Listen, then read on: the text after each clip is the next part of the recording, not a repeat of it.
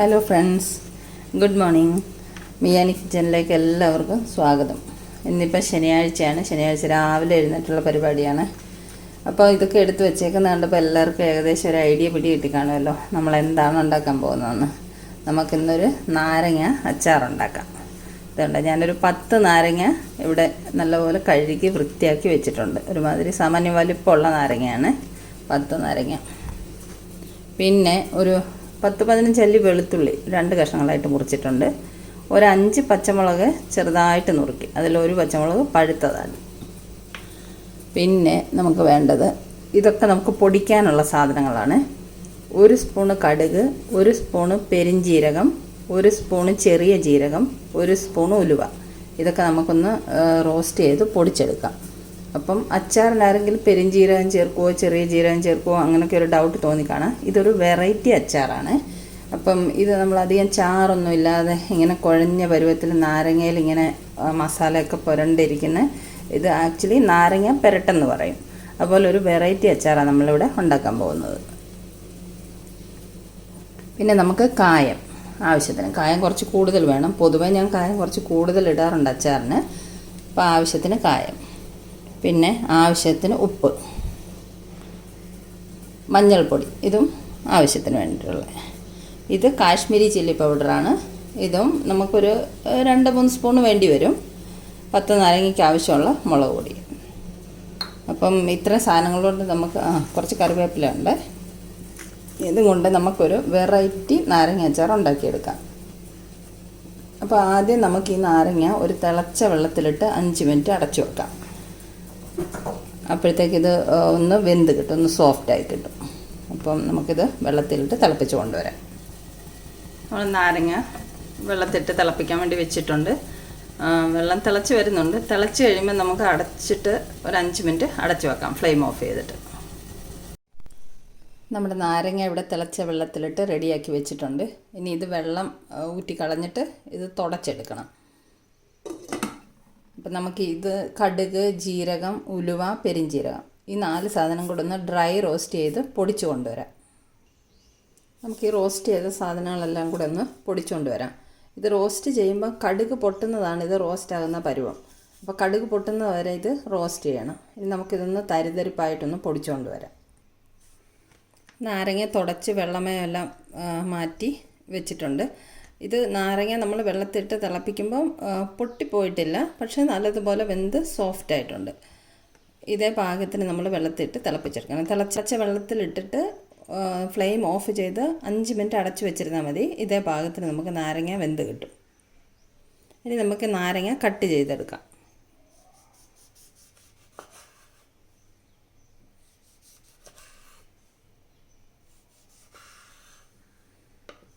ഞാനിപ്പോൾ ഒരു 4 കഷ്ണങ്ങളായിട്ട് കട്ട് ചെയ്യുന്നുള്ളൂ.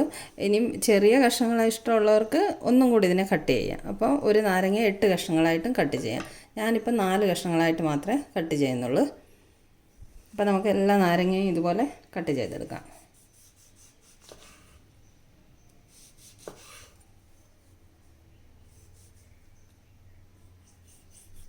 കുറച്ച് ചൂടുണ്ട്.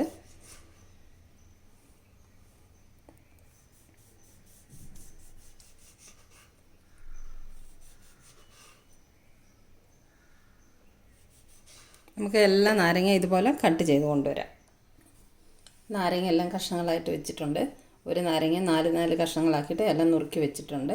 പിന്നെ നമ്മൾ ഡ്രൈ റോസ്റ്റ് ചെയ്ത് വെച്ചിരുന്ന ഐറ്റംസൊക്കെ പൊടിച്ച് കൊണ്ടുവന്നിട്ടുണ്ട്. തരിതരിപ്പായിട്ട് പൊടിച്ചാൽ മതി, ഒരുപാട് അങ്ങ് ഭസ്മം പോലെ പൊടിയണ്ട. ഇനി നമുക്ക് നമ്മുടെ അച്ചാർ തയ്യാറാക്കാൻ തുടങ്ങാം. ഞാൻ ചീനിച്ചട്ടി അടുപ്പത്ത് വെച്ചിട്ടുണ്ട്. ഇരുമ്പ് ചീനിച്ചട്ടിയാണ് വെച്ചിരിക്കുന്നത്. ആക്ച്വലി നമ്മൾ ഇപ്പോൾ അലൂമിനിയം ചീനിച്ചട്ടിയിലോ ഇൻഡാലിയത്തിലോ ഒക്കെ നാരങ്ങ പുളിയല്ലേ, അപ്പോൾ അത് നല്ലതല്ലല്ലോ. അതുകൊണ്ട് ഞാൻ ഇരുമ്പ് ചീനിച്ചട്ടിയിലുണ്ടാക്കാം. പിന്നെ സ്റ്റീലിൻ്റെ ചീനിച്ചട്ടി വെക്കുകയെന്ന് പറഞ്ഞാൽ പെട്ടെന്ന് കരിയും, അതിൽ പെട്ടെന്ന് ചൂടായിട്ട് കരിഞ്ഞു പോകും. അതുകൊണ്ട് നമുക്ക് ഇരുമ്പ് ചീനിച്ചട്ടി തന്നെ റെഡിയാക്കി എടുക്കാം. ഞാൻ ഈ ഇരുമ്പ് ചീനിച്ചട്ടി ഓരോ പ്രാവശ്യം യൂസ് ചെയ്ത് കഴിയുമ്പോഴും കഴുകി ഗ്യാസിൽ വെച്ച് ജസ്റ്റ് ഒന്ന് ചൂടാക്കി ഉണക്കിയിട്ട് കുറച്ച് എണ്ണ തടവി വെക്കാറുണ്ട്. അപ്പോൾ ഈ ഇരുമ്പ് ചീനിച്ചട്ടിയിലെ വെള്ളമയം കൊണ്ട് തുരുമ്പൊന്നും പിടിക്കില്ല. അപ്പോൾ നമുക്ക് ഇതിൽ തന്നെ തയ്യാറാക്കാം. നമുക്ക് എണ്ണ ഒഴിച്ചു കൊടുക്കാം. ഞാനിപ്പോൾ സഫോള ഗോൾഡിൻ്റെ ഓയിലാണ് ഉപയോഗിക്കുന്നത്. പിന്നെ ഇതിപ്പം കുറച്ച് ക്വാണ്ടിറ്റി അല്ലേ ഉള്ളൂ. പിന്നെ കൂടുതൽ ക്വാണ്ടിറ്റി ഉണ്ടാക്കിയിട്ട് നമുക്ക് സ്റ്റോർ ചെയ്ത് വെക്കാനൊക്കെ ഉള്ളതാണെങ്കിൽ നല്ലെണ്ണ ഉപയോഗിക്കാം. ഒരു 2 ടേബിൾ സ്പൂൺ എണ്ണ ഒഴിച്ചിട്ടുണ്ട്.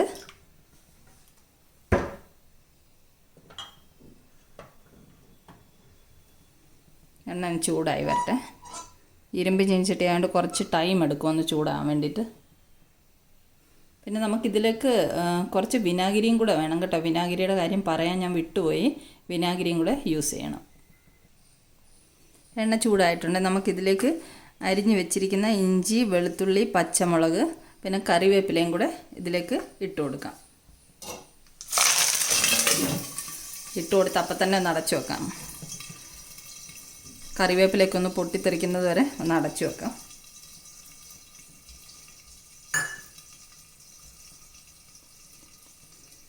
ഇനി നമുക്കൊന്ന് ഇളക്കി കൊടുക്കാം.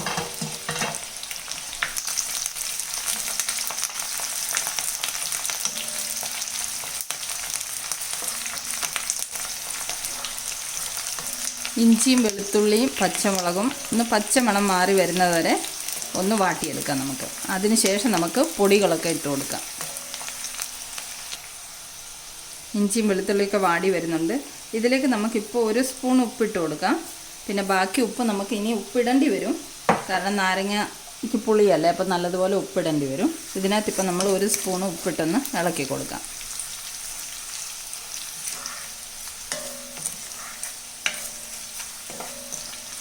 ഒരു 2 മിനിറ്റും കൂടെ ഒന്ന് മൂത്ത് വരട്ടെ.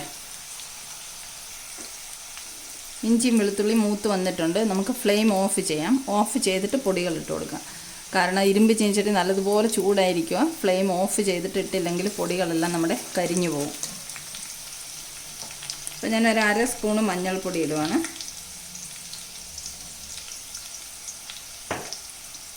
ഒരു 3 സ്പൂണ് കാശ്മീരി ചില്ലി പൗഡർ. പിന്നെ പച്ചമുളക് ഇട്ടിട്ടുണ്ടല്ലോ, അപ്പോൾ എരിവ് ആവശ്യത്തിനുണ്ടാവും. ഇതൊന്ന് ഇളക്കി കൊടുക്കാം. നമ്മൾ ഫ്ലെയിം ഓഫ് ചെയ്തിട്ടാണ് പൊടികളൊക്കെ ഇട്ട് കൊടുത്തത്. പെട്ടെന്ന് തന്നെ പൊടികളൊക്കെ മൂത്ത് കിട്ടിയിട്ടുണ്ട്. കാരണം ചീനിച്ചട്ടി നല്ല ചൂടായിരിക്കുക. ഇനി ഇതിലേക്ക് നമുക്ക് ആവശ്യത്തിന് കായപ്പൊടി ഇട്ട് കൊടുക്കാം. കായപ്പൊടി ഇപ്പോൾ ഓരോരുത്തർക്ക് എങ്ങനെ കായത്തിൻ്റെ ടേസ്റ്റ് ഇഷ്ടമാകുന്നതെന്ന് വെച്ചാൽ അതുപോലെ ഇട്ട് കൊടുത്താൽ മതി. എനിക്ക് കുറച്ച് കായം കൂടുതൽ ഇടുന്ന ഇഷ്ടമാണ്. ഞാൻ ഏകദേശം 1 സ്പൂണോളം, ഒരു സ്പൂണിന് മേലെ കായം ഇട്ട് കൊടുക്കുന്നുണ്ട്. അതിന് ഇത്ര അളവൊന്നുമില്ല. അവനവൻ്റെ ഇഷ്ടത്തിനനുസരിച്ച് ടേസ്റ്റിനനുസരിച്ച് കായം ഇട്ടാൽ മതി. അപ്പോൾ അതെല്ലാം ഒന്ന് മൂത്ത് വന്നിട്ടുണ്ട്. ഇനി നമുക്കിതിലേക്ക് നാരങ്ങ ഇട്ട് കൊടുക്കാം.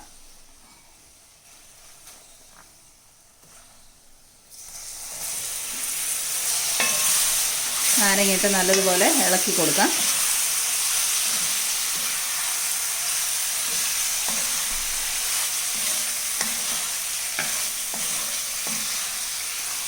നല്ലതുപോലെ ഒന്ന് ഇളക്കി മിക്സ് ചെയ്ത് കൊടുക്കാം. നമുക്ക് എല്ലാം ഒന്ന് ഇളക്കി മിക്സ് ചെയ്തിട്ടുണ്ട്.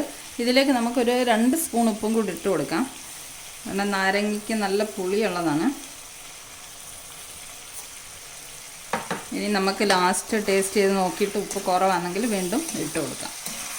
ഇതെല്ലാം കൂടെ ഒന്ന് ഇളക്കി മിക്സ് ചെയ്യാം.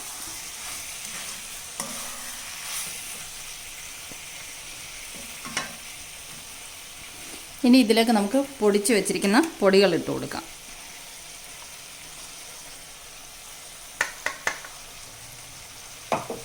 നല്ലതുപോലെ ഇളക്കി മിക്സ് ചെയ്ത് യോജിപ്പിച്ചെടുക്കാം. ഇപ്പം നല്ല കുഴഞ്ഞ പരുവത്തിലായില്ലേ അച്ചാർ. അധികം ചാറൊന്നും ഇല്ലാതെ ഇങ്ങനെ നല്ലതുപോലെ കുഴഞ്ഞ പരുവത്തിൽ പുരട്ടിയെടുക്കുന്നതാണ് ഈ അച്ചാർ. ഒരു വെറൈറ്റി അച്ചാറാണ്. നല്ല ടേസ്റ്റ് ഇതിന്. ഞാൻ ഇടയ്ക്കിടയ്ക്ക് ഉണ്ടാക്കാറുണ്ട്.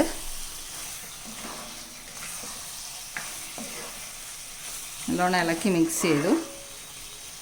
ഇനി നമുക്കൊരു 2-3 മിനിറ്റ് ഇതൊന്ന് അടച്ച് വെക്കാം ലോ ഫ്ലെയിമിൽ.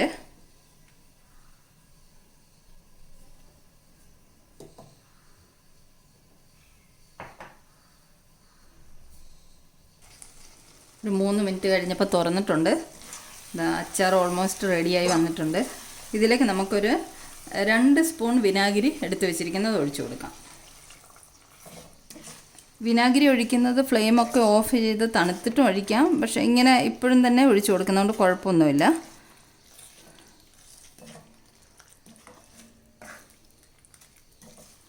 ഇനി നമുക്ക് ഫ്ലെയിം ഓഫ് ചെയ്യാം.